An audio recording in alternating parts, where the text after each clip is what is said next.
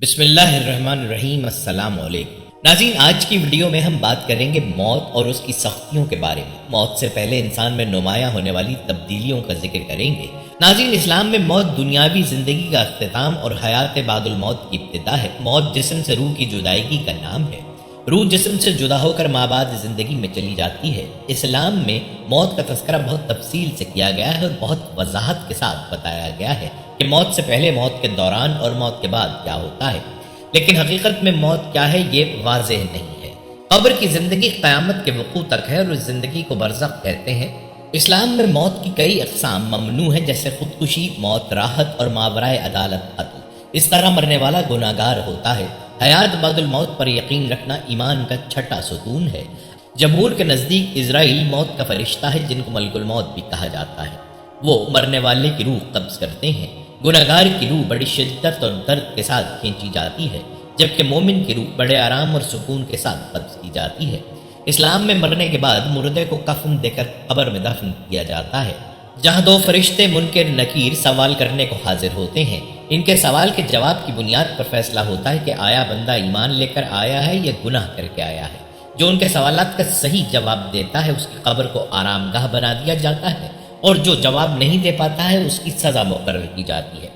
اسلام کی نظر میں موت اختتام زندگی نہیں ہے، بلکہ یہ زندگی کا ایک مرحلے سے دوسرے مرحلے میں منتقل ہونا ہے۔ اسلام کے نقطہ نظر سے دیکھیں تو خدا نے اس دنیا کو آخرت کی تیاری کے لیے بنایا ہے۔ مسلمانوں سمیت تمام آسمانی مذاہب کا یہ عقیدہ ہے کہ جس طرح خالق کائنات نے ہمیں پہلی بار پیدا کیا، اسی طرح وہ ہمیں مرنے کے بعد دوبارہ پھر پیدا کرے گا، اور ہمیں اپنے اعمال کی جواب دہی کے لیے اسی خدا کی طرف لوٹ کر جانا ہوگا۔ سورہ بقرہ میں ہے، تم کس طرح اللہ کا انکار کرتے ہو، حالانکہ تم بے جان تھے۔ اس نے تمہیں زندگی بخشی، پھر تمہیں موت سے ہمکنار کرے گا اور پھر تمہیں زندہ کرے گا، پھر تم اسی کی طرف لوٹائے جاؤ گے۔ اللہ رب العزت نے ابتدائی خلق میں تمام انسانوں کی روحوں کو پیدا کر کے ان سے اپنی ربوبیت کا اقرار کروایا تھا۔ سورہ الاعراف میں ہے، کیا میں تمہارا رب نہیں ہوں؟ وہ سب بول اٹھے، کیوں نہیں، تو ہی ہمارا رب ہے۔ تب سے وہ سب عالم ارواح یعنی روحوں کی دنیا میں قیام پذیر ہیں۔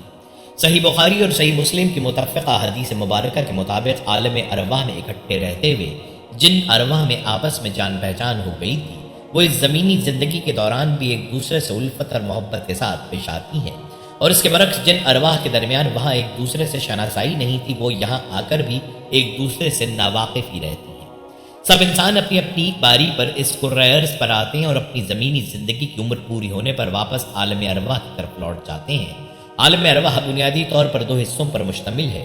ایک حصے میں وہ ارواح رہتی ہیں جو ابھی دنیا میں نہیں آئیں اور وہ جسمانی زندگی کے لیے اپنی باری کا انتظار کر رہی ہیں۔ دوسرے حصے میں اپنی جسمانی زندگی گزار کر واپس جانے والی ارواح رہتی ہیں۔ اس کے مزید دو حصے ہیں۔ علین، اس میں مومنین کی ارواح رہتی ہیں۔ سجین، اس میں کفار و مشرکین اور منافقین کی ارواح رہتی ہیں۔ انسان جسم و روح کا مجموعہ ہے۔ انسان اس وقت تک زندہ رہتا ہے جب تک اس کے جسم میں روح موجود رہتی ہے، اور جب موت کا فرشتہ انسان کی روح اس کے جسم سے نکال کر عالم ارواح میں واپس لے جاتا ہے تو انسان مر جاتا ہے۔ اس کا جسم آہستہ آہستہ خراب ہونا شروع ہو جاتا ہے۔ مسلمانوں کو حکم ہے کہ جلد از جلد میت کو غسل دے کر کفن پہنا کر نماز جنازہ پڑھیں اور اسے زمین میں دفن کر دیں۔ انسانی جسم میں پہلے سے موجود بیکٹیریا اس کی موت کے بعد جسم کو مکمل طور پر ادھیڑنا شروع کر دیتے ہیں۔ یوں گلنے سڑنے کے جسم کے خلیے دیگر مخلوقات اور نباتات کی خوراک بن جاتے ہیں۔ صرف اللہ رب العزت کے انبیاء کرام اور نیک بندوں کے جسم قبروں میں گلنے سڑنے سے محفوظ رہتے ہیں۔ تمام مسلمان اس پر ایمان رکھتے ہیں کہ ہر ذی روح کو موت کا ذائقہ چکھنا ہے۔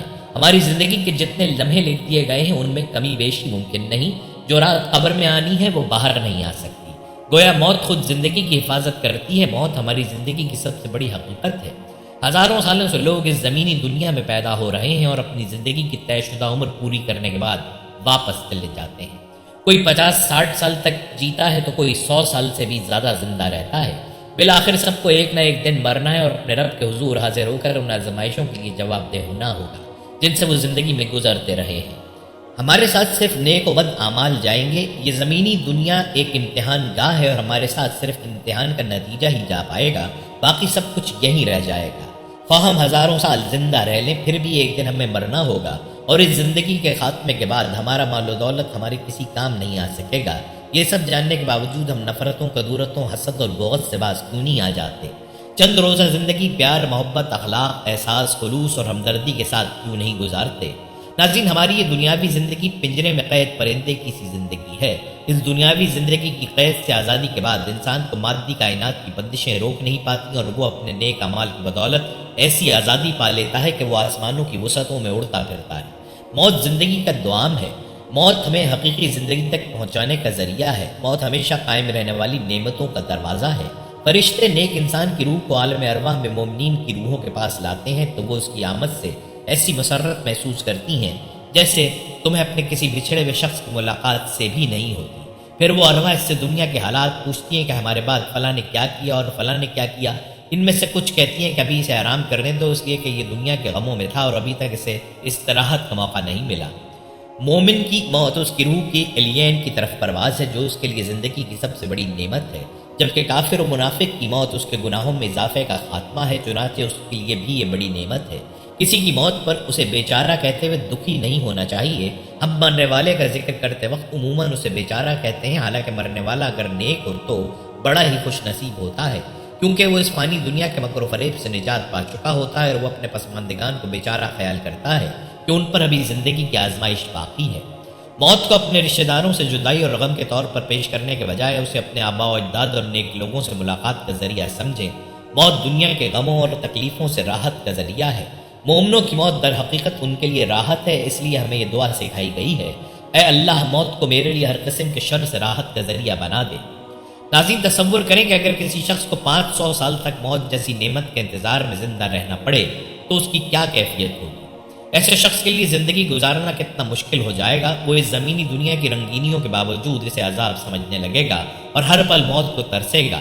ایسے میں اسے زمینی دنیا کی قید سے نجات دلانے کے لیے موت ہی زندگی کی سب سے بڑی نعمت ثابت ہوگی۔ عذاب قبر پر اصرار کرتے ہوئے لوگوں کو موت سے ایسا خوفزدہ کر دینا کہ وہ اس سے نفرت کرنے لگیں، یہ کسی صورت میں اسلامی تعلیمات کا حصہ نہیں ہے۔ عذاب قبر یقیناً برحق ہے، اور اس کے وجود سے انکار کرنا اسلام کے بنیادی عقیدے سے انحراف کرنے کے مترادف ہے۔ تاہم ہر نیک و بد اور ہدایت یافتہ اور گمراہ کے لیے عذاب قبر کو لازمی قرار دینا بھی اسی طرح اسلام کی بنیادی تعلیمات سے روگردانی کے مترادف ہے۔ اسلام ہمیں یہ درس نہیں دیتا کہ عذاب قبر کے عقیدے کو ایسے پیش کیا جائے کہ لوگ اپنے رحیم و کریم رب سے متنفر ہونے لگیں اور اسے محض عذاب دینے والا خدا سمجھنے لگیں۔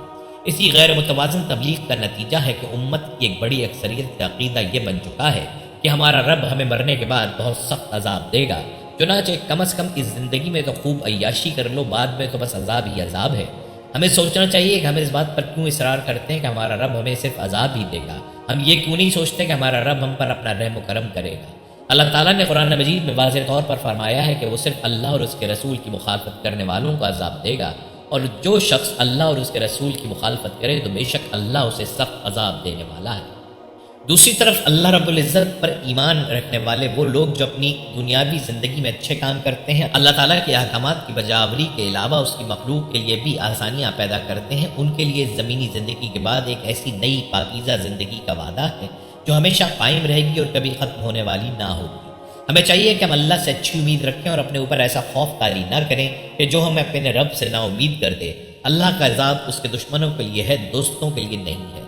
اگر ہم مسلمان ہیں اور اللہ سے دشمنی نہیں رکھتے تو ہمیں بھلا کس بات کا خوف؟ جب ہم کافر نہیں ہیں تو یقینی بات ہے کہ ہم اللہ کی رحمت سے دور نہیں پھینک دیے گئے ہیں۔ ہمیں یہ کبھی نہیں بھولنا چاہیے کہ اللہ نے ہمیں عذاب کی خاطر پیدا ہی نہیں کیا ہے۔ اللہ رب العزت نے ہمیں بتایا ہے کہ وہ ہم سے کیا چاہتا ہے اور کیا نہیں چاہتا، اور ہم اچھی طرح جانتے ہیں کہ اللہ کی رضا کے کام کون سے ہیں اور ناراضگی کے کون سے ہیں۔ ہم دنیا میں آزاد ہیں کہ جو چاہیں وہ کریں۔ اگر ہم اپنی زندگی کو حقوق اللہ اور حقوق العباد کی بہتر ادائیگی کے ساتھ مزین کر لیں تو کوئی وجہ نہیں کہ وہ رحیم و کریم رب ہم سے ناراض ہو۔ ہمارے اعمال صالحہ قبر میں ہم سے الگ نہ ہوں گے بلکہ ہمارے مونس اور غمخوار ہوں گے۔ اسلامی عقیدے کے مطابق قبر کی سختی اور عذاب اسی کو ہوگا جو منکر نکیر قبر کے فرشتوں کی طرف سے پوچھے جانے والے سوالوں کا درست جواب نہیں دے پائے گا۔ منکر نکیر کی طرف سے قبر میں یہ 3 سوال پوچھے جاتے ہیں، پہلے 2 سوالوں کے درست جواب ہوں یا غلط، تیسرا سوال حتمی اور فیصلہ کن ہوتا ہے۔ حضور نبی اکرم صلی اللہ علیہ وسلم نے فرمایا، مردے کی روح اس کے جسم میں لوٹا دی جاتی ہے، پھر 2 فرشتے اس کے پاس آتے ہیں، اسے بٹھاتے ہیں اور اسے پوچھتے ہیں تیرا رب کون ہے؟ وہ کہتا ہے میرا رب اللہ ہے۔ پھر وہ کہتے ہیں کہ تیرا دین کیا ہے؟ وہ کہتا ہے میرا دین اسلام ہے۔ پھر وہ کہتے ہیں کہ تمہاری طرف بھیجے گئے یہ آدمی کون ہے؟ وہ کہتا ہے یہ اللہ کے رسول ہے۔ وہ اس سے کہتے ہیں کہ تیرے علم پر رسالت کی حقیقت کیا ہے؟ تو وہ کہتا ہے میں نے اللہ کی کتاب پڑھی جس میں ان کا ذکر تھا، سو میں ان پر ایمان لے آیا اور ان کی کہی ہر بات کی تصدیق کی۔ اسی لمحے آسمان سے ایک آواز آتی ہے کہ میرے بندے نے سچ کہا، اس کے لیے جنت کا بستر بچھا دو، اسے جنت کا لباس پہنا دو اور اس کے لیے جنت کا دروازہ کھول دو۔ ایک دوسری روایت میں ہے کہ تمام سوالات کے جوابات ملنے کے بعد فرشتے نے جواباً کہا، تو سو جا اس دلہن کی طرح جسے صرف وہی جگاتا ہے جو اس کے گھر والوں میں اسے سب سے زیادہ محبوب ہوتا ہے، یہاں تک کہ اللہ اسے اس کی اس خوابگاہ سے اٹھائے گا۔ لیکن اگر تیسرے سوال کا درست جواب نہ دیا جا سکا تو فرشتے بائیں طرف والی کھڑکی کھول کر اس میں سے اسے جہنم کا منظر دکھا کر کہتے ہیں کہ درست جواب نہ دے سکنے کی وجہ سے اب تمہارا مستقل ٹھکانہ جہنم ہے۔ جانے سے پہلے وہ فرشتے اس کھڑکی کو قیامت تک کے لیے کھلا چھوڑ جاتے ہیں اور وہ ہمیشہ کے لیے اس آگ سے جھلستا رہتا ہے۔ مرنے والے انسان کی روح اس کے جسم سے نکل کر عالم ارواح کی طرف پرواز کر جاتی ہے۔ انسان کے مرنے کے بعد اس کے جسم کا تعلق اس مادی دنیا سے ختم ہو کر عالم برزخ کے ساتھ جڑ جاتا ہے۔ موت کے بعد بھی روح کا جسم کے ساتھ ایک خاص فاصلاتی تعلق برقرار رہتا ہے، جس کی وجہ سے دونوں ایک دوسرے پر بیتنے والے معاملات سے آگاہ رہتے ہیں۔ عالم برزخ اس سہجیتی مادی دنیا سے الگ تھلگ جہت پر مبنی ایک جہاں ہے۔ مرنے والے کا مردہ جسم اسی دنیا میں موجود ہونے کے باوجود اس مادی دنیا کے احساسات سے عاری ہو چکا ہوتا ہے اور وہ عالم برزخ کے معاملات کو محسوس کرنے لگتا ہے۔ مرنے والے پر عذاب یا راحت کا جو بھی معاملہ ہوتا ہے، کرۂ ارض کے مادی ماحول میں رہنے والے انسان اس کا مشاہدہ نہیں کر سکتے۔ اسے صرف وہی جان سکتا ہے جو موت کی دہلیز کو پار کر کے عالم برزخ کے ساتھ رابطہ قائم کر چکا ہو۔ مردے کو اپنے نیک یا بد اعمال کی وجہ سے جو راحت کی تکلیف محسوس ہوتی ہے، اسے زندہ انسانوں سے مخفی رکھنا اللہ رب العزت کے عظیم منصوبے کا حصہ ہے، تاکہ ایمان بالغیب کے حوالے سے انسان کی آزمائش کا سلسلہ کبھی ختم نہ ہونے پائے۔ حکیم الامت علامہ محمد اقبال نے اپنے بہت سے اشعار میں موت کو ایک نئی زندگی کے آغاز کے طور پر پیش کیا ہے۔ ان کے چند اشعار ملاحظہ ہوں۔ موت تجدید مذاق زندگی کا نام ہے، خواب کے پردے میں بیداری کا ایک پیغام ہے۔ موت کو سمجھے ہیں غافل اختتام زندگی، ہے یہ شام زندگی صبح دوام زندگی۔ مومن کی موت کی کیفیت کو علامہ اقبال نے اپنے اس فارسی شعر میں جس بہترین انداز میں بیان کیا ہے، ان کی وفات کے وقت ان کی اپنی حالت بھی ایسی ہی تھی۔ نشان مرد مومن باتو گویم، چوں مر گائے تبسم بر لب اوست۔ میں تجھے مرد مومن کی نشانی بتاتا ہوں کہ جب اسے موت آتی ہے تو اس کے ہونٹوں پر مسکراہٹ آ جاتی ہے۔ اس دنیا میں ہماری پیدائش اور موت دونوں کی حیثیت سنگ میل کی سی ہے۔ ہماری اصل پیدائش لاکھوں سال قبل ہوئی تھی، جس کے بعد ہم اپنی زمینی پیدائش کے انتظار میں ایک طویل زمانے تک عالم ارواح میں قیام پذیر رہتے ہیں۔ اسی طرح زمینی موت بھی ایک سنگ میل ہے، جس کے بعد ہم انعقاد قیامت کے انتظار میں طویل زمانے تک عالم برزخ میں قیام کرتے ہیں۔ ناظرین، خوف خدا پیدا کرنے، سچی توبہ کرنے، رب عزوجل سے ملاقات کرنے، دنیا سے جان چھوٹنے، قرب الہی کے مراتب پانے، اپنے محبوب آقا صلی اللہ علیہ وسلم کی زیارت حاصل کرنے کے لیے موت کو یاد کرنا تذکرہ موت کہلاتا ہے۔ حضرت سیدنا ابو ہریرہ رضی اللہ تعالیٰ عنہ سے روایت ہے کہ رسول اللہ صلی اللہ علیہ وسلم نے ارشاد فرمایا، لذتوں کو ختم کرنے والی موت کو زیادہ یاد کیا کرو، یعنی موت کو یاد کر کے لذتوں کو بدمزہ کر دو تاکہ ان کی طرف طبیعت مائل نہ ہو اور تم یکسوئی کے ساتھ اللہ عزوجل کی طرف متوجہ ہو جاؤ۔ موت کو یاد کرنے کی 4 صورتیں ہیں۔ اگر کوئی شخص دنیاوی مال و دولت میں مگن ہو کر اس کے چھوٹ جانے کی وجہ سے موت کو یاد کرتا ہے، جس کی وجہ سے وہ موت کی مذمت میں مشغول ہو جاتا ہے اور اس طرح موت کو یاد کرنا اسے اللہ عزوجل سے مزید دور کر دیتا ہے، تو یہ تذکرہ موت ناجائز اور ممنوع ہے۔ البتہ اگر وہ اس لیے موت کو یاد کرتا ہے تاکہ دنیاوی نعمتوں میں سے اس کی دلچسپی نہ رہے اور لذتیں بدمزہ ہو جائیں، تو یہ تذکرہ موت شرعاً مذموم نہیں بلکہ باعث اجر و ثواب ہے۔ اگر کوئی شخص موت کو اس لیے یاد کرتا ہے تاکہ دل میں خوف خدا پیدا ہو اور یوں اسے سچی توبہ نصیب ہو جائے، تو یہ تذکرہ موت شرعاً جائز اور باعث اجر و ثواب ہے۔ اور اگر یہ شخص موت کو اس خوف کی وجہ سے ناپسند کرتا ہے کہ کہیں سچی توبہ سے پہلے یا سامان آخرت کی تیاری سے پہلے موت نہ آ جائے، تو ایسا کرنا قابل گرفت نہیں۔ اگر کوئی شخص موت کو اس لیے یاد کرتا ہے کیونکہ موت اپنے محبوب رب عزوجل سے ملاقات کا وعدہ ہے اور محبت کرنے والا محبوب سے ملنے کا وعدہ کبھی نہیں بھولتا، اور عام طور پر یہی ہوتا ہے کہ موت دیر سے آتی ہے، لہٰذا یہ شخص موت کی آمد کو پسند کرتا ہے تاکہ نافرمانی کے اس گھر سے جان چھوٹے اور قرب الہی کے مرتبے پر فائز ہو سکے، تو یہ تذکرہ موت بھی جائز، شرعاً محمود یعنی قابل تعریف اور باعث اجر و ثواب ہے۔ اگر احکام شرعیہ کے موافق زندگی گزارنے والا، فرائض و واجبات و سنن کا پابند کوئی شخص اس لیے موت کو یاد کرتا اور اس کی تمنا کرتا ہے کہ موت کے وقت یا قبر میں میٹھے میٹھے آقا مکی مدنی مصطفیٰ صلی اللہ علیہ وسلم کی زیارت نصیب ہوگی، تو یہ تذکرہ موت بھی شرعاً محمود یعنی قابل تعریف اور باعث اجر و ثواب ہے۔ حضرت سیدنا امام محمد غزالی رحمۃ اللہ علیہ فرماتے ہیں، ہر حال میں موت کو یاد کرنے میں ثواب اور فضیلت ہے، اور یہ ثواب اور فضیلت دنیا میں مگن شخص بھی موت کو یاد کر کے پا سکتا ہے، اس طرح کہ دنیا سے الگ تھلگ رہے تاکہ دنیاوی نعمتوں میں دلچسپی نہ رہے اور لذتیں بدمزہ ہو جائیں، کیونکہ ہر وہ لذت و خواہش جو انسان کے لیے بدمزہ ہو وہ اسباب نجات میں سے ہے۔ ناظرین، اب بات کرتے ہیں کہ موت سے کتنی دیر پہلے فرشتہ نظر آتا ہے۔ قرآن و حدیث کی روشنی میں اس سوال کا جواب آپ کو بتاتے ہیں۔ ناظرین، فرعون جب دریا کے اندر غرق ہوا تو پھر اس نے یہ کہا تھا کہ میں بھی بنی اسرائیل والوں ہوں، جس میں بنی اسرائیل نے اللہ کو مانا، میں بھی اللہ کو مانتا ہوں۔ پھر اللہ نے کہا فرعون کو کہ اب معافی کا موقع نہیں، اب میں تمہیں عبرتناک سزا والا بناؤں گا، اور اللہ نے پانی کو حکم دیا تو اس نے باہر لا کر پھینک دیا، اور آج تک وہ عبرت کا نشان ہے۔ تو صحیح الجامع کی پہلی روایت ہے کہ جو شخص موت کی گڑگڑاہٹ سے پہلے توبہ کر لیتا ہے، اللہ پاک اس کی توبہ کو قبول فرما لیتے ہیں۔ ہم نے جانا برحق ہے، کیونکہ ہر ایک نے کل نفس ذائقۃ الموت پر، ہر ایک نے موت کا ذائقہ چکھنا ہے۔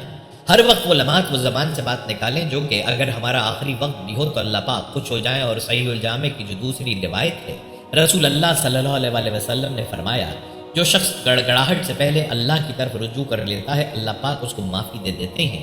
اور جو شخص موت کی گڑگڑاہٹ جب ہوتی ہے، جب موت آتی ہے، پسلی پر پسلی چڑھ جاتی ہے، پھر انسان جب معافی مانگتا ہے تو اللہ معاف نہیں فرمائیں گے۔ جس طرح انسان کو فرشتہ عام روٹین میں نہیں نظر آتا لیکن موت سے پہلے اسے نظر آ جاتا ہے، جب فرشتہ نظر آ جاتا ہے تو پھر انسان کی دعا قبول نہیں ہوتی، کیونکہ وقت پہلے تھا، اب وقت دوسرا شروع ہو چکا ہے۔ ہمیں بھی اللہ سے ڈرنا چاہیے اور اس اللہ کی طرف رجوع اللہ کرنی چاہیے تاکہ ہم بھی آخری وقت میں اللہ کو یاد کر سکیں۔ اگر ہم روزانہ نماز پڑھتے ہیں تو دعا کرنی چاہیے، یا اللہ یا تو سجدے میں موت دینا یا تو ایمان والی شہادت والی موت دینا۔ دعا کرتے ہیں کہ یا اللہ پوری دنیا کو شہادت والی موت عطا فرما، جتنے بھی مسلمان ہیں سب کو دین اسلام پر مرنے کی توفیق عطا فرما، اور ہمارے کبیرہ صغیرہ گناہ معاف فرما۔ امام علی کا قول ہے مظلوم کے حامی رہنا اور ظالم کے دشمن۔ امام علی کے اس قول نے اس گتھی کو سلجھا دیا ہے کہ ظلم چاہے چھوٹا ہو یا بڑا، کسی بے گناہ کا قتل ہو یا کسی کے حق تک چھیننا، ہمارے دل ہمیشہ مظلوم کے ساتھ رہیں اور ہماری نفرت فقط ظالم کے لیے۔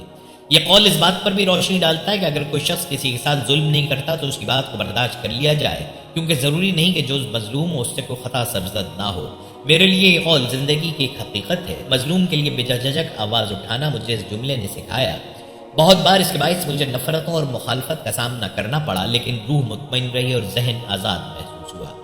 ناظرین، خالق کائنات اللہ رب العزت نے ہر جاندار کے لیے موت کا وقت اور جگہ متعین کر دی ہے، اور موت ایسی شے ہے کہ دنیا کا کوئی بھی شخص تھا وہ کافر یا فاجر حتیٰ کہ دہریہ ہی کیوں نہ ہو، موت کو یقینی مانتا ہے۔ اگر کوئی موت پر شک و شبہ بھی کرے تو اسے بے وقوفوں کی فہرست میں شمار کیا جاتا ہے، کیونکہ بڑی بڑی مادی طاقتیں اور مشرق سے مغرب تک قائم ساری حکومتیں موت کے سامنے عاجز و بے بس ہو جاتی ہیں۔ موت بندوں کو ہلاک کرنے والی، بچوں کو یتیم کرنے والی، عورتوں کو بیوہ بنانے والی، دنیاوی ظاہری سہاروں کو ختم کرنے والی، دلوں کو تھرانے والی، آنکھوں کو رلانے والی، بستیوں کو جاڑنے والی، جماعتوں کو منتشر کرنے والی، لذتوں کو ختم کرنے والی، امیدوں پر پانی پھیرنے والی، ظالموں کو جہنم کی وادیوں میں جھلسانے والی اور متقیوں کو جنت کے بالا خانوں تک پہنچانے والی شے ہے۔ موت نہ چھوٹوں پر شفقت کرتی ہے، نہ بڑوں کی تعظیم کرتی ہے، نہ دنیاوی چودھریوں سے ڈرتی ہے، نہ بادشاہوں سے ان کے دربار میں حاضری کی اجازت دیتی ہے۔ مرنے سے پہلے کچھ علامات ظاہر ہو جاتی ہیں جس سے علم ہوتا ہے کہ جس میں یہ نشانیاں پائی جا رہی ہیں اس کی موت قریب آ گئی ہے۔ جیسے مرنے سے پہلے 80% لوگوں کو آوازیں آنے لگ جاتی ہیں جو مختلف قسم کی ہوتی ہیں۔ خوابوں میں مرنے والے پیارے اور عزیز نظر آنے لگ جاتے ہیں اور یہ متواتر ہونے لگ جاتا ہے، اور کبھی کبھی ایسے خواب بھی ایک کثرت سے نظر آنے لگ جاتے ہیں جس میں انسان خود کو بچے کی صورت میں دیکھتا ہے۔ ماہرین کے مطابق اکثر لوگوں کو یہ خواب نظر آتے ہیں، لیکن یہ ڈراؤنے نہیں ہوتے بلکہ مرنے والے کو سکون دیتے ہیں۔ ان کے معنی واضح ہوتے ہیں اور مرنے والے کو پہلے سے ہی موت کے لیے تیار کر دیا جاتا ہے۔ یہ دراصل موت کا ہی ایک عمل ہے جو کہ ہمیں نظر نہیں آتا۔ ایک تحقیق میں قریب المرگ لوگوں کا تجزیہ کیا گیا جس میں یہ بات سامنے آئی کہ اکثر نے خواب میں خود کو مرا ہوا دیکھا یا موت کی طرف بڑھتے ہوئے دیکھا یا کسی عزیز کو مرتے ہوئے دیکھا۔ ان خوابوں کے بعد ان کے ذہنی تناؤ میں کمی ہو گئی تھی اور وہ پرسکون ہو گئے تھے۔ لیکن یاد رکھیں، آخرت پر ایمان لانے والوں کے لیے خواب کافی نہیں ہوتے، بلکہ یہ دنیا میں جو کچھ کیا ہوگا اس کا خمیازہ بروز قیامت بھگتنا ہوگا۔ اس لیے موت سے پہلے اللہ کو راضی کر لیا جائے تاکہ آخرت کا سفر آسان رہے۔ طبی ماہرین کا کہنا ہے کہ موت سے تقریباً ایک ہفتہ پہلے انسانی جسم میں تبدیلیوں کا عمل شروع ہو جاتا ہے۔ موت کے قریب آتے آتے انسان کی صحت گرنے لگتی ہے، لیکن اس کا ہرگز یہ مطلب نہیں کہ ہٹا کٹا انسان سوکھ کر تنکا ہو جائے، بلکہ جسم کے اندر سے کمزوری محسوس ہونے لگتی ہے، چلنے میں دشواری پیش آنے لگتی ہے اور اندرونی سسٹم سست ہونے کی وجہ سے غنود کی طاری رہتی ہے۔ آخری لمحات میں کھانا پینا مشکل ہونے لگتا ہے، ان علامات کو دیکھ کر آسانی سے اندازہ لگایا جا سکتا ہے کہ اب کسی انسان کی زندگی صرف چند روز کی ہے۔ بہت سے لوگ اس پورے عمل سے ایک ہی دن میں گزر جاتے ہیں اور کچھ لوگ زندگی اور موت کے درمیان کئی روز تک لڑتے رہتے ہیں، اور یہ صورتحال رشتہ داروں کے لیے تکلیف دہ ہوتی ہے۔ اکثر ماہرین کا ماننا ہے کہ جیسے جیسے موت کی گھڑی قریب آتی ہے، جسم میں تناؤ پیدا کرنے والے کیمیکلز میں اضافہ ہونے لگتا ہے۔ مرنے کے بعد انسانی جسم کا رنگ زردی مائل ہونے کی وجہ ہے کہ موت کے بعد ظاہر ہے کہ خون کی گردش رک جاتی ہے۔ 7 سے 12 گھنٹوں کے بعد انسانی جسم کے پٹھے خون نہ ملنے کی وجہ سے کھنچ جاتے ہیں۔ جب خون رگوں میں دوڑتا ہے تو جسم میں سرخی سی نظر آتی ہے، لیکن جب دل بند ہو جاتا ہے تو جسم کا رنگ بھی زرد ہو جاتا ہے۔ حضرت علی رضی اللہ تعالیٰ عنہ کی خدمت میں ایک شخص آیا اور انتہائی ادب سے عرض کرنے لگا، یا علی مرتضیٰ، میرا ایک دوست تھا جس کا آج انتقال ہو گیا ہے، لیکن وہ کافی عرصے سے ایسی ایسی باتیں کرتا تھا جس سے ہمیں یہ معلوم ہوتا تھا کہ شاید اس کی موت ہو جائے۔ کیا موت سے پہلے انسان کو پتہ چلتا ہے کہ وہ مرنے والا ہے یا نہیں؟ تو اس پر حضرت علی نے فرمایا، اے شخص، یاد رکھنا، اللہ نے عالم ملکوت، عالم بیع اور عالم ارواح کے بیچ ہر انسان کے لیے مایا کل روا رکھا ہے، جو اسے آنے والی مصیبتیں، پریشانیاں اور وقت کے بارے میں آگاہ کر دیتا ہے۔ اللہ اپنے بندوں سے پیار کرتا ہے۔ انسان موت کو ختم ہونے کا نام سمجھتے ہیں، اصل میں موت ایک زندگی کی طرف انسان کو لے جانے کا نام ہے، موت ختم ہونے کا نام نہیں۔ کبھی اللہ اپنے بندوں سے موت کا ڈر ختم کرنے کے لیے الہامی خواب دکھاتا ہے تاکہ مرنے والے انسان موت کو نئی زندگی سمجھیں اور مرنے سے پہلے اپنی اصلاح میں لگ جائیں، اپنے آپ کو بہتر بنانے کی کوشش کریں، اپنے گناہوں کی معافی مانگ لیں۔ جس طرح وہ کبھی کسی سفر کو جاتا ہے تو اس کی تیاری کرتا ہے، اس کا سامان جمع کرتا ہے، ویسے ہی برزخ کا سامان جمع کر لے۔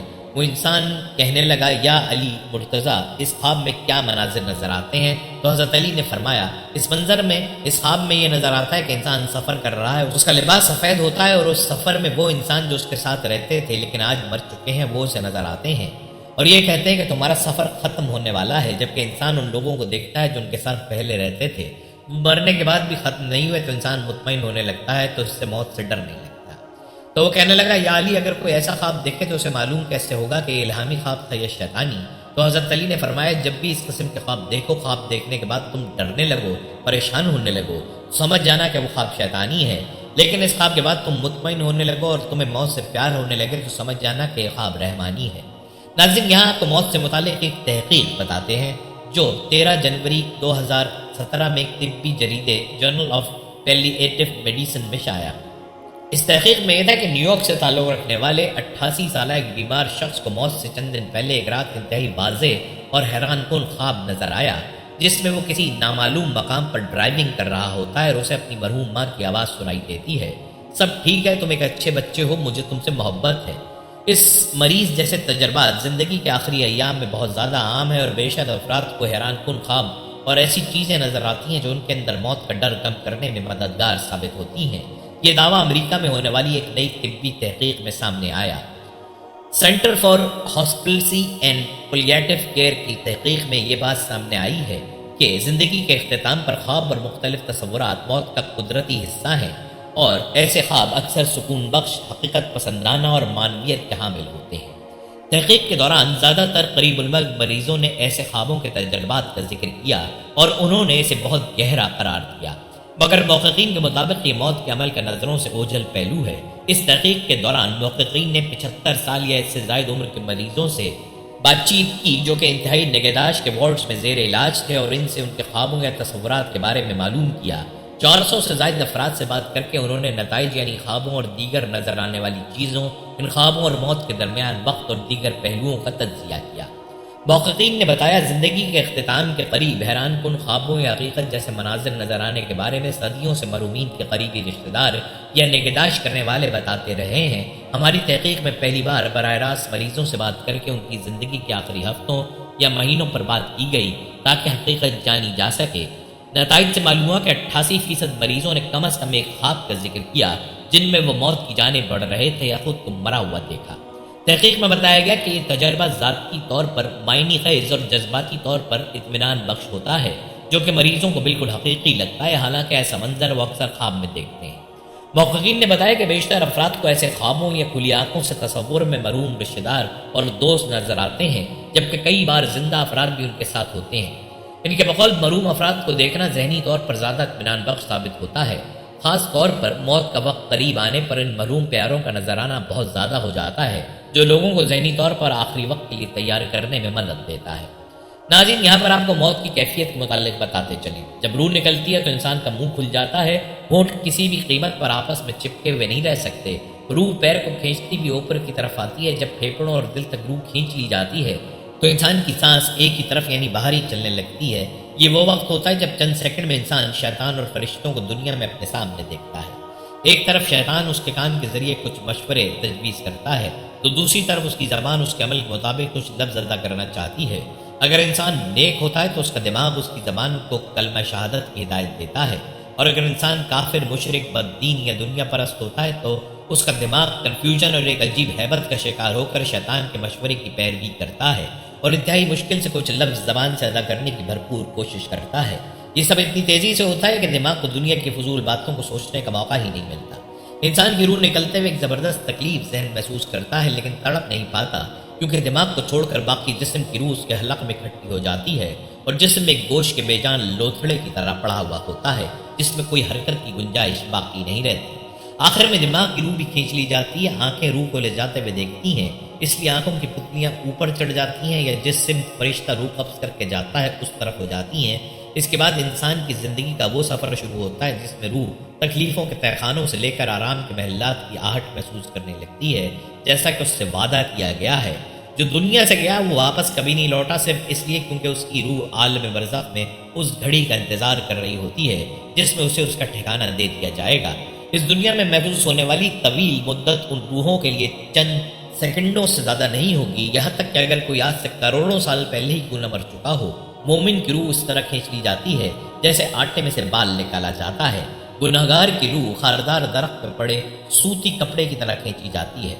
ناظرین، نیک اور دیندار لوگوں کی موت گناہگاروں سے قدر مختلف ہوتی ہے۔ اللہ تبارک تعالیٰ ملک الموت سے فرماتا ہے کہ تو میرے دوست کے پاس جا، میں نے اسے آسمانی سختی سے ہر طرح آزما لیا ہے، ہر ایک حالت میں اسے اپنی خوشی میں خوش پایا، تو جا اور اسے میرے پاس لے آ کہ میں اسے ہر طرح کا آرام و عیش دوں۔ ملک الموت اپنے ساتھ 500 فرشتوں کو لے کر چلتے ہیں، ان کے پاس جنت کی کفن وہاں کی خوشبو اور ریحان کے خوشے ہوتے ہیں جس کے سر پر 20 رنگ ہوتے ہیں، ہر رنگ کی خوشبو الگ الگ ہوتی ہے۔ سفید ریشمی کپڑے میں اعلیٰ مشک بتکلف لپٹی ہوتی ہے۔ یہ سب آتے ہیں، ملک الموت اس کے سرانے بیٹھ جاتے ہیں اور فرشتے اس کے چاروں طرف بیٹھ جاتے ہیں، ہر ایک کے ساتھ جو کچھ جنتی تحفہ ہے وہ اس کے اعضاء پر رکھ دیا جاتا ہے اور سفید ریشم اور مشک اس کی تھوڑی تلے رکھ دیا جاتا ہے۔ اس کے لیے جنت کے دروازے کھول دیے جاتے ہیں اور اس کی روح کبھی جنتی پھولوں سے، کبھی جنتی لباسوں سے، کبھی جنتی پھلوں سے اس طرح بہلائی جاتی ہے جیسے روتے ہوئے بچے کو لوگ بہلاتے ہیں۔ اس وقت اس کو حوریں ہنس ہنس کر اس کی چاہت کرتی ہیں۔ روح ان مناظر کو دیکھ کر بہت جلد جسمانی قید سے نکل جانے کا قصد کرتی ہے۔ ملک الموت فرماتے ہیں، ہاں اے پاک روح، بغیر کانٹے کی بیریوں کی طرف اور لدے ہوئے کیلوں کی طرف اور لمبی لمبی چھاؤں کی طرف اور پانی کے جھرنوں کی طرف چلو۔ ماں جس قدر بچے پر مہربان ہوتی ہے اس سے بھی زیادہ واللہ ملک الموت اس پر شفقت و رحمت کرتا ہے، اس لیے کہ اسے علم ہے کہ یہ محبوب خدا ہے، اگر اسے ذرا سی بھی تکلیف پہنچی تو میرے رب کی ناراضگی مجھ پر ہوگی۔ بس اس طرح اس روح کو اس جسم سے الگ کر لیتا ہے جیسے گندے ہوئے آٹے میں سے بال۔ ملک الموت کے روح کو قبض کرتے ہی روح جسم سے کہتی ہے کہ اللہ تعالیٰ عز و جل تجھے جزائے خیر دے، تو خدا کی اطاعت کی طرف جلدی کرنے والا اور خدا کی معصیت سے دیر کرنے والا تھا، تو نے خود بھی نجات پائی اور مجھے بھی نجات دلوائی۔ جسم بھی روح کو ایسے ہی جواب دیتا ہے۔ زمین کے وہ تمام حصے جن پر وہ عبادت خدا کرتا تھا اس کے مرنے سے 40 دن تک روتے ہیں، اسی طرح آسمان کے وہ کل دروازے جس سے اس کے نیک اعمال چڑھتے تھے اور جن سے اس کی روزیاں اترتی تھیں اس پر روتے ہیں۔ اسی وقت وہ 500 فرشتے اس جسم کے گرد گرد کھڑے ہو جاتے ہیں اور اس کو نہلانے میں شامل رہتے ہیں۔ انسان اس کی کروٹ بدلے سے پہلے خود فرشتے بدل دیتے ہیں اور اسے نہلا کر انسانی کفن سے پہلے اپنا ساتھ لایا ہوا کفن پہنا دیتے ہیں اور ان کی خوشبو سے پہلے اپنی خوشبو لگا دیتے ہیں اور اس کے گھر کے دروازے سے لے کر اس کی قبر تک 2 رخ صفے باندھ کر کھڑے ہو جاتے ہیں اور اس کے لیے استغفار کرنے لگتے ہیں۔ اس وقت شیطان اس زور سے رنج کے ساتھ چیختا ہے کہ اس کے جسم کی ہڈیاں ٹوٹ جاتی ہیں اور کہتا ہے کہ میرے لشکریو، تم برباد ہو جاؤ، ہائے یہ تمہارے ہاتھوں کیسے بچ گیا؟ وہ جواب دیتے ہیں کہ یہ تو معصوم تھا۔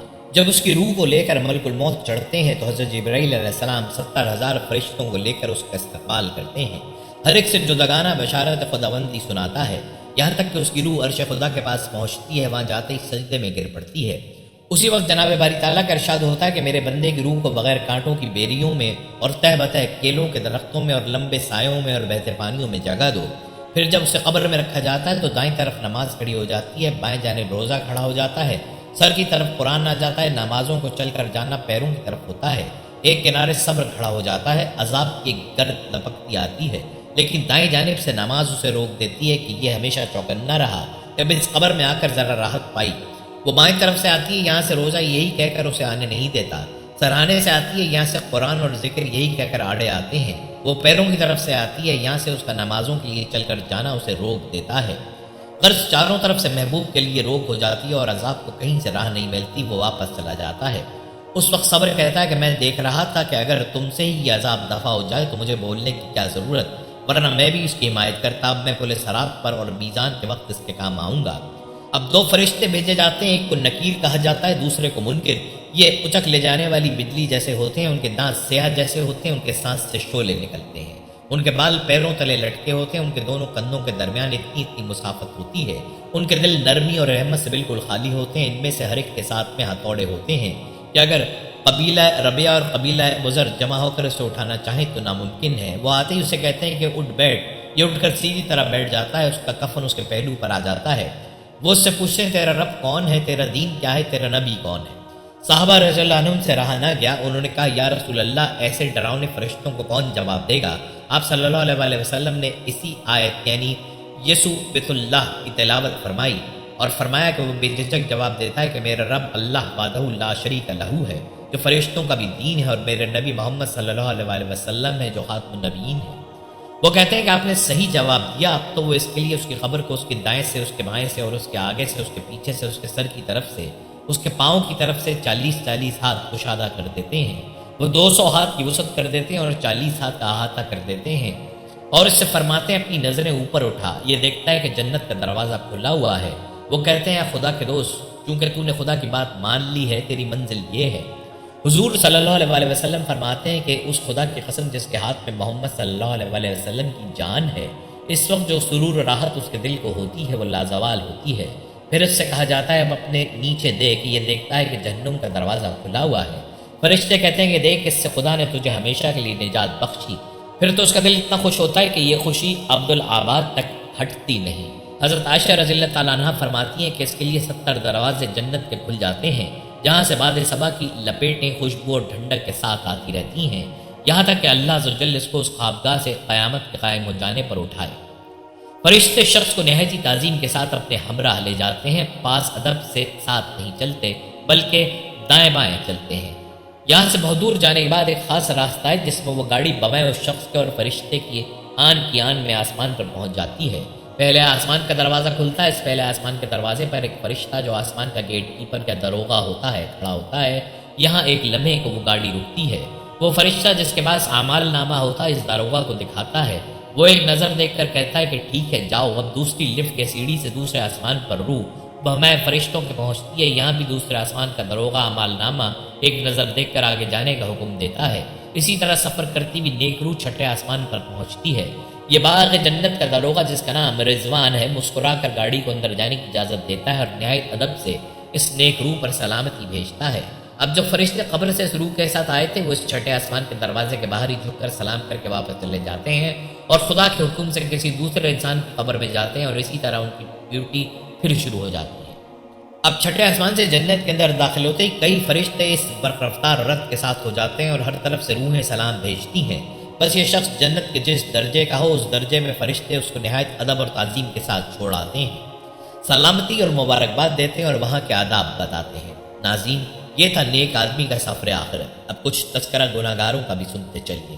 منکر نکیر سوال کرتے ہیں، پھر آسمان کا فرشتہ جو اوپر سے آتا ہے اس کا اعمال نامہ لیتا ہے اور نظر ڈالتا ہے۔ پھر جو فرشتے بھی اس کو لینے آتے ہیں وہ ان سے ڈرتا ہے اور فرشتے بھی بری طرح گھسیٹتے ہوئے اس کو لے جاتے ہیں۔ وہ اسے لے جانے کے لیے دوسرا راستہ یا لفٹ استعمال کرتے ہیں۔ ہر آسمان کا دروغہ نامہ اعمال چیک کرتا ہے اور پھر دوزخ کے جس درجے کا وہ شخص ہو یہ اعمال نامہ دیکھ کر ان کو پتہ چل جاتا ہے۔ اس آسمان پر اسے لے جا کر وہ فرشتے یہ کہہ کر پھینک دیتے ہیں کہ یہ تمہارے اعمال کی سزا ہے۔ ہر روز دوزخ اور جنت کی روحوں کے اعمال نامے کی چیکنگ ہوتی رہتی ہے۔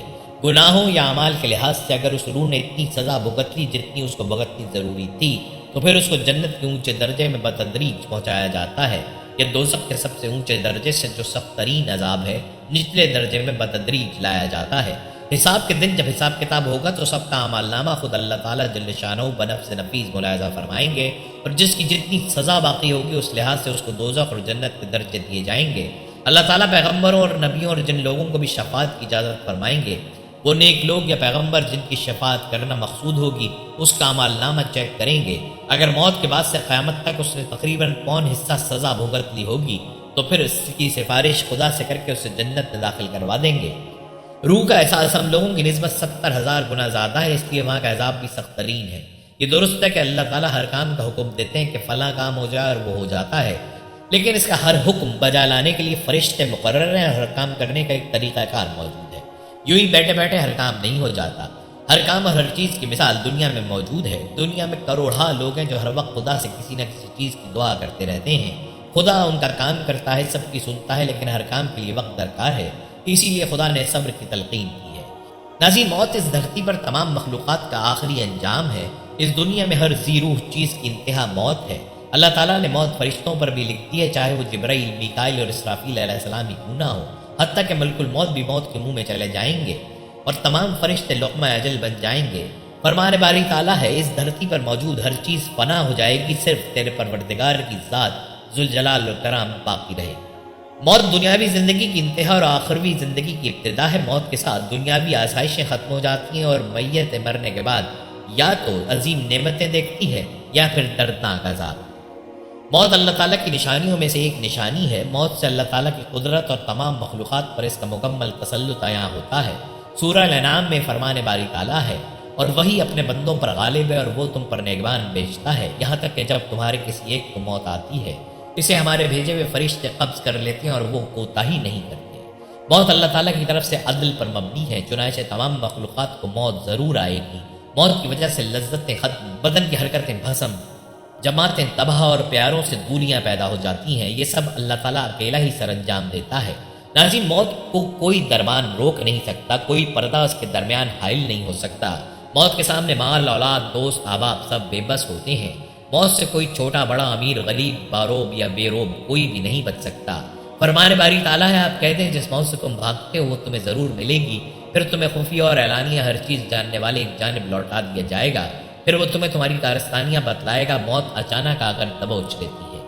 موت انبیاء کرام کے علاوہ کسی سے اجازت نہیں لیتی، کیونکہ اللہ تعالیٰ کے انبیاء کرام کا مقام و مرتبہ بلند ہوتا ہے، اس لیے موت ہر نبی سے اجازت طلب کرتی ہے۔ ایک روایت میں ہے کہ ہر نبی کو اللہ تعالیٰ دنیا میں ہمیشہ رہنے یا موت کا اختیار دیتا ہے، تو انبیاء کرام موت پسند کرتے ہیں، کیونکہ ان کے لیے اللہ تعالیٰ کے ہاں اجر عظیم ہے اور دنیا کو وہ معمولی چیز جانتے ہیں۔ یہ اللہ تعالیٰ کی مرضی ہے کہ اولاد آدم کو دنیا سے موت دے کر نکالے اور اس کا رابطہ دنیا سے ختم ہو جائے، چنانچہ اگر وہ مومن ہو تو اس کا دل ذرہ برابر بھی دنیا کا مشتاق نہیں ہوتا۔